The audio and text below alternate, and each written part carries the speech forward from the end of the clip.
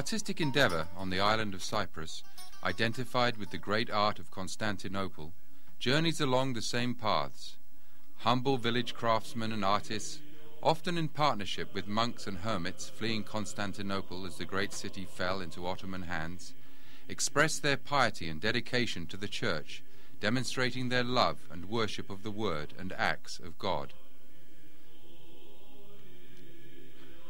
The face of Christ and that of the Holy Virgin emerged from the exalted world of the Church and entered the Cypriot home and everyday life, and Byzantine tradition prospered triumphantly in the human world, conveying to man the holiness and greatness of God.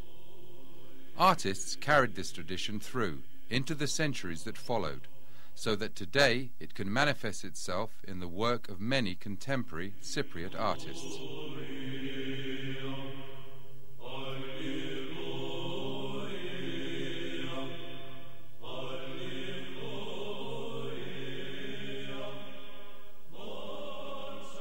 A striking example is the work of George Paul Georgiou.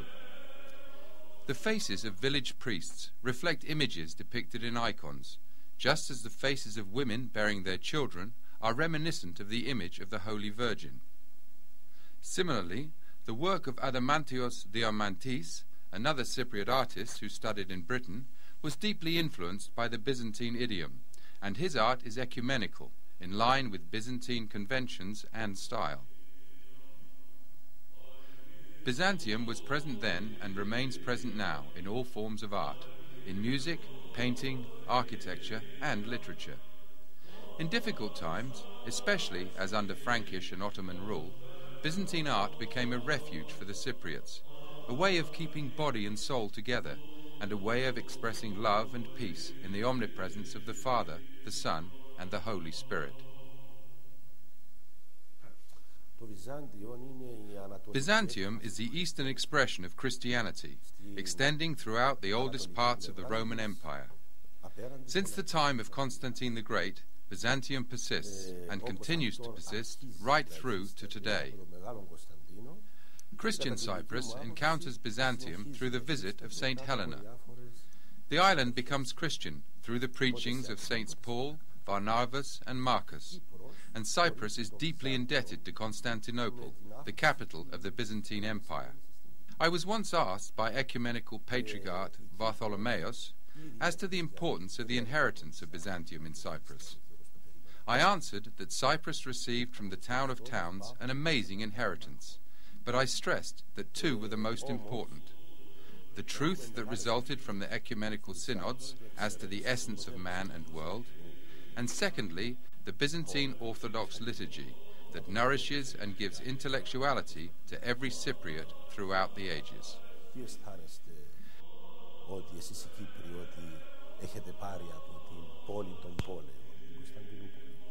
The Orthodox liturgy has a number of meanings. It refers to architecture and the important number of monasteries and churches in Cyprus. But it also refers to the icon, and more specifically to that of the Virgin Mary, the Mother of Christ.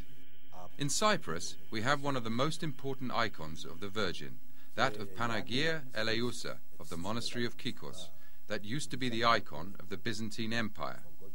This icon arrived in the 12th century, and ever since it is an icon that gives substance to the piety of the Cypriot folk. Most of our monasteries are dedicated to the Virgin Mary. The Orthodox liturgy refers in a parallel manner to the sound, the music of the Church, the oktoichon, whose origins are to be found in Syria and Palestine, and especially in Jerusalem. It is in the easternmost part of the empire that this sound is created and put into form, to be transferred later on from Constantinople to all the regions of the Byzantine Empire. This Byzantine sound, or ichos as we call it, develops and becomes part of the traditional music that leads to the basis of our own folk music. Today's traditional and folk music finds its origins in the known Byzantine ichos, the sounds that have travelled from ancient Greece to Rome and hence to the Byzantine Empire. Byzantine music is considered to be a continuation of the music the ancient Greeks used to hear. Both belong to what we call today the Eastern music. As we know, that music is divided into Western and Eastern.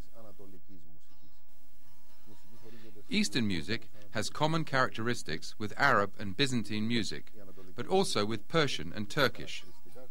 A lot of these common elements and characteristics form today's traditional Greek music. I can certainly say that our music bears more Eastern than Western characteristics. Ancient Greeks used to call their scales tropi. The Byzantine named them ichos, and the Arabs and later on the Turks called them makambia. We also give them the name dromi, ways. All these different kinds of names refer to the ancient tropos, but what really differentiates Eastern music from that of the West is the sentiment of harmolipi. It is a composite word of two important Greek words. The one is hara, meaning joy, and the other is lipi, meaning sorrow. Hence, it is a music that combines joy with sorrow. It is different from the West, where we have a minor or a major scale. Here, in the world of the Orient, we have a combination of both sentiments together, and this is the main difference. This sentiment, common in Oriental music, is first found in the Orthodox Church liturgy. We also find it in all the expressions of the Church, marriage ceremonies, baptisms, and funerals.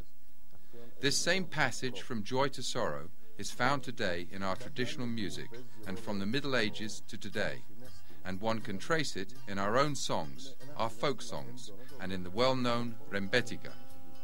I think that Byzantine music really influenced the traditional music here in Cyprus.